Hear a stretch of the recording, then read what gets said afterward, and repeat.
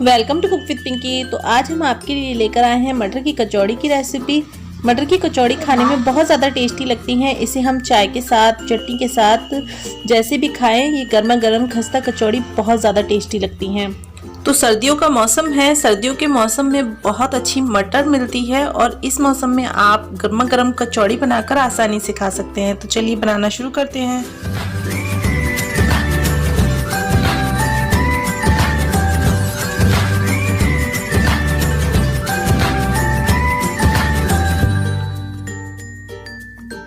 तो यहाँ कचौड़ी बनाने के लिए हमने 2 कप मैदा ले लिया है। इस कप से हमने 2 कप मैदा लिया है। आप कोई भी कटोरी या कप ले लें, उससे इसका मेजरमेंट कर लें। तो ये 2 कप मैदा है। आधा चम्मच हम इसमें नमक डाल देंगे, आप अपनी टेस्ट के अनुसार डाल सकते हैं। यहाँ 1 चुटकी हम इसमें बेकिंग सोडा डालेंगे। ये मीठा सोडा डाला है हमने, इससे हमारी कचौड़ी बहुत ज़्यादा एकदम लेयर वाली बनेगी। और यहाँ हम 1/4 कप अब इसमें ऑयल डाल देंगे, तो इससे हमारी जो कचौड़ियाँ हैं बहुत ज़्यादा खस्ता बनकर तैयार होंगी।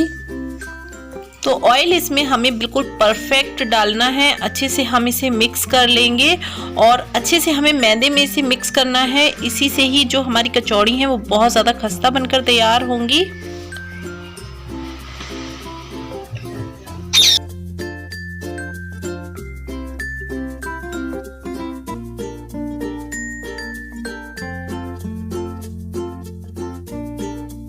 अच्छे से हमने मैदे में इसे मिक्स कर लिया है।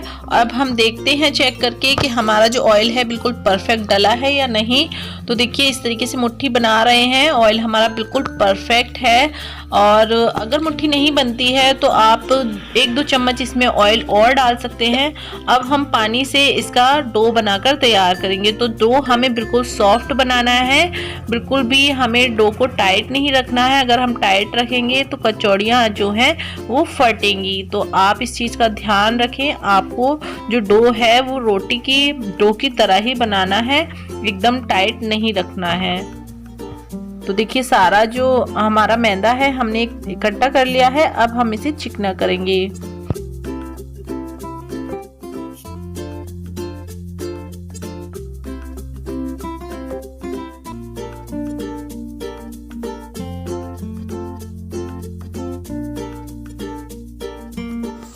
तो यहाँ डो हमने लगाकर तैयार कर लिया है और देखिए कितना सॉफ्ट डो हमने लगाया है।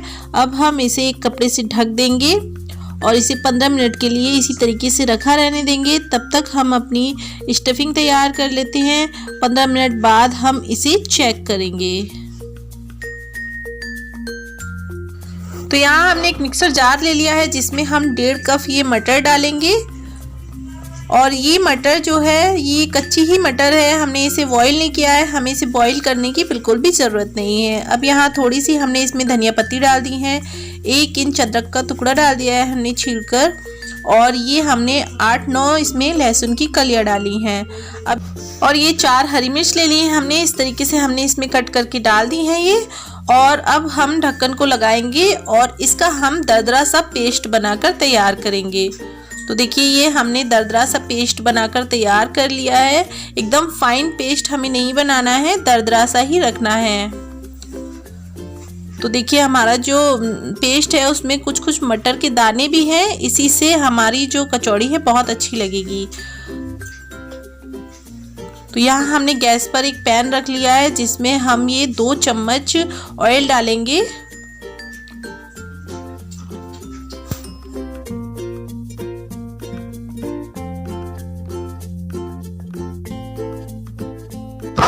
ऑयल हमारा गर्म हो चुका है। आधा चम्मच हमने इसमें जीरा डाल दिया है।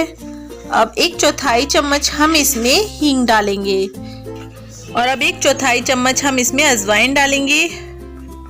और यहाँ 1 चम्मच हम इसमें दरदरी कुटी हुई सौंफ डाल देंगे। इन सारी ही चीज़ों से बहुत अच्छा सा फ्लेवर आएगा हमारी कचौड़ी में। अब यहाँ 2 चम्मच हमने इसमें बेसन डाल दिया है। बेसन से स्टफिंग में बाइंडिंग आएगी जिसकी वजह से हमारी कचौड़ी बिल्कुल भी फटेंगी नहीं। बेसन को हमें अच्छे से भून लेना है। गैस का फ्लेम लो रखना है, लो फ्लेम पे ही हम इसे भून लेंगे।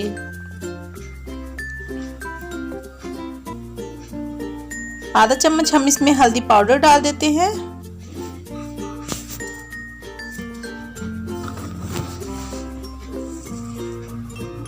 और लगातार चलाते हुए थोड़ी देर हम इसे भूनेंगे। अब हम इसमें अपने मटर वाला पेस्ट डाल देंगे।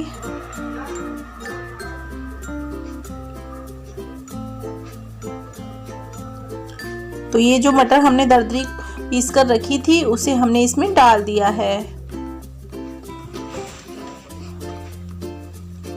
अच्छे से हम इन मसालों में मटर को मिक्स कर लेते हैं और तब तक इसे हमें पकाना है जब तक ये पैन को छोड़ ना दे। इसका जो मॉइस्चर है वो बिल्कुल ख़त्म हो जाना चाहिए। अगर हम इसी तरीके से उसे उतार लेंगे तो हमारी जो कचौड़ी हैं वो फटेंगी, इसलिए हमें इसका सारा ही मॉइस्चर ख़त्म करना है और तब तक इसे हमें पकाना है जब तक ये बिल्कुल पैन को छोड़ नहीं देती।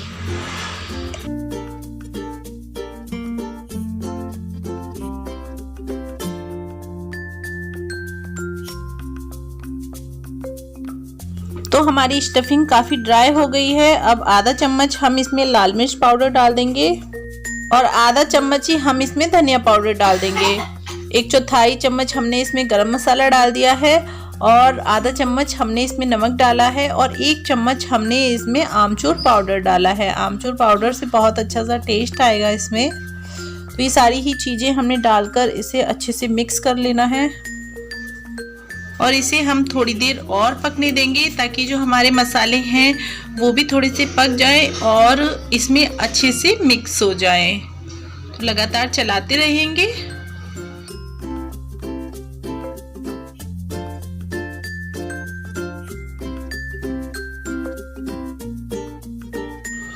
तो देखिए बिल्कुल ड्राई हो गई है, पैन को बिल्कुल छोड़ दिया है इसने। अब हम इसे इसी तरीके से ठंडा होने देंगे। तो यहाँ स्टफिंग हमारी ठंडी हो चुकी है और हमने इसे एक बाउल में निकाल लिया है। अब हम इस तरीके से छोटे छोटे इसके बॉल्स बना लेंगे। इस तरीके से बॉल्स बनाने से हमें कचौड़ी बनाने में काफ़ी आसानी होती है। तो हम पहले ही एक साइज़ की सारी बॉल्स बनाकर तैयार कर लेंगे।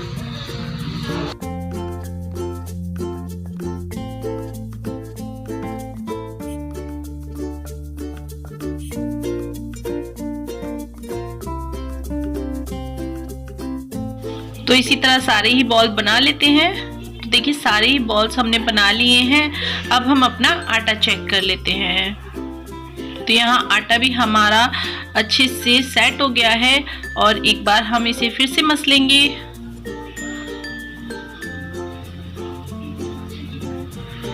और इस तरीके से हम इसे 2 पार्ट्स में बांट लेंगे। तो एक पार्ट्स को हमने इस तरीके से किचन फ्लोर पर रख लिया है और इसे हमने हाथों से इस तरीके से लंबा किया है। अब हम इसे कट करेंगे। तो बराबर से हम सारे ही जो पीसेस हैं कर लेंगे और अब हम इन पीसेसों की लोइयां बनाएंगे। तो जिस तरीके से हम रोटी की लोई बनाते हैं उसी तरीके की हम लोई बनाकर तैयार कर लेते हैं।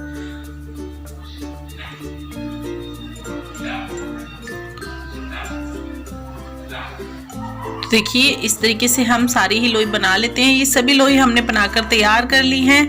अब यहाँ हमने ये एक लोई रखी है। हम बेलन का यूज़ नहीं करेंगे, हाथों से ही इसे इस तरीके से बड़ा करेंगे। तो देखिए कटोरी की तरह हमने इसे बना लिया है, लेकिन अब हम हथेली पर रखेंगे और इस तरीके से हाथों से इसे बीच में जगह बनाएंगे। और अब एक बॉल हम इसमें रखेंगे और अच्छे से हम इसे बंद कर देंगे।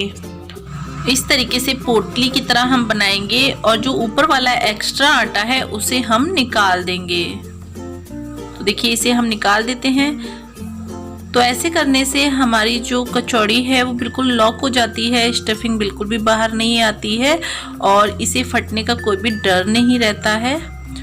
तो हथेली से ही अब हम इसे इस तरीके से धीरे धीरे बड़ा करेंगे। ज़्यादा जोर नहीं लगाना है हमको, हल्के हाथों से ही हम इसे इस तरीके से बड़ा कर लेते हैं। इसी तरीके से हम अपनी दूसरी कचौड़ी भी बनाकर तैयार करेंगे। तो हाथों से इस तरीके से हम फैलाएंगे, बीच में इसमें जगह बनाएंगे।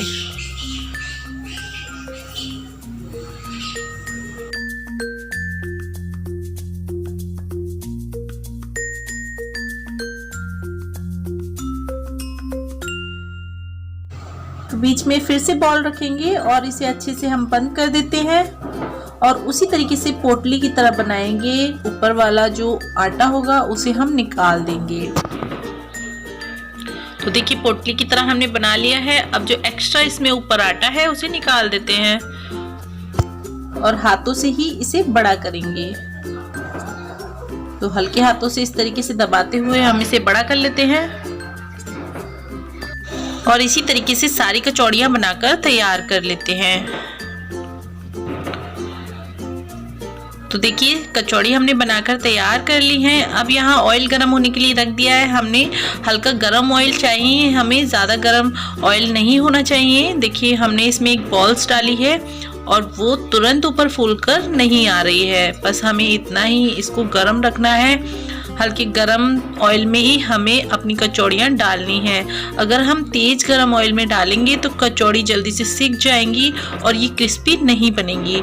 तो हल्के गरम ऑयल में ही हम इन्हें डालेंगे और धीरे धीरे हम इन्हें फ्राई होने देंगे।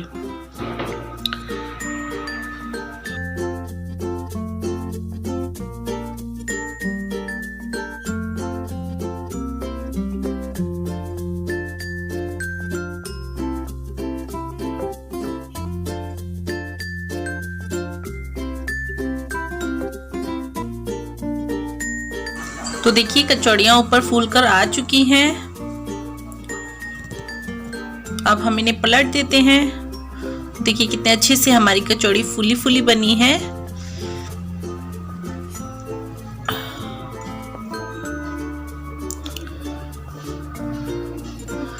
एकदम क्रिस्पी करारी हमारी कचौड़ी बनकर तैयार हो चुकी हैं। अब हम इन्हें निकाल लेंगे।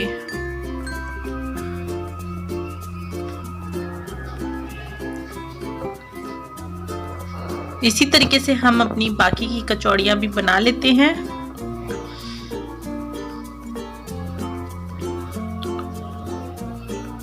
तो हमारी ये कचौड़ी भी फ्राई हो चुकी हैं, इन्हें भी हम निकाल लेंगे। ये हमारी खस्ता कचौड़ी तैयार है। हमने इन्हें हरी चटनी के साथ सर्व किया है। तो देखिए कितनी खस्ता बनी है हमारी कचौड़ी। तोड़ने पे ही पता चल रहा है कि कितनी क्रिस्पी कितनी खस्ता बनी है। आप इसे चाय के साथ भी खाएंगे तो भी ये कचौड़ी बहुत ज़्यादा टेस्टी लगेगी। आप अगर चटनी के साथ नहीं खाना चाहते हैं तो आप इसे चाय के साथ भी खा सकते हैं। चाय के साथ भी बहुत टेस्टी लगती है। तो आपको मेरी वीडियो कैसी लगी मुझे कमेंट करके ज़रूर बताना और मेरे चैनल को सब्सक्राइब करना, लाइक करना, शेयर करना। Thank you.